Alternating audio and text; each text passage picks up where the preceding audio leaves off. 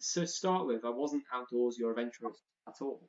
I hated sports. I mean, I was the one that came second to last in cross country in year seven, PE, and I just detested exercise.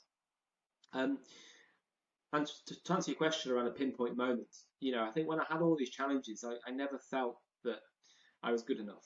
I felt like a victim. I didn't really have any ambition, at least not in the way that I do now. And when I was when I was about 14, I went on holiday with a friend, Tom and his family, in Keswick in the North Lake District. And at some point during that day, because they were keen hill walkers, which is something I'd never really done before. I'd been to Ben Nevis with my dad the year before and really enjoyed that. That had planted a seed, but I think nothing really happened until I went to the lakes in 2010. So yeah, again, I would have been about 14.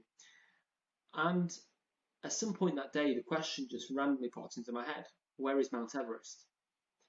And there's this kind of curiosity. I asked my friend's stepdad, and he told me it's in Nepal. Well, half in Nepal and half in Tibet.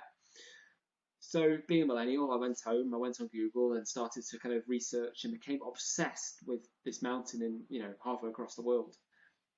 And I think it seemed to be the ultimate challenge, the ultimate goal to aim for. Again, just this life purpose, I guess.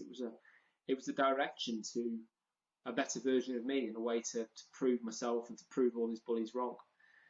And not long before or after that, I think it was just after that, I was on holiday in Turkey when I decided then to try something called paragliding.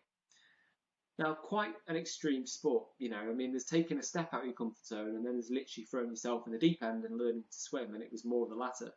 Um, but because of that experience, I now had the confidence to say yes, to actually realize that I was capable of doing things. And I think when you have that change in mindset, that complete shift from, okay, so what can I control? What can I do? You have that challenge, you have that identity.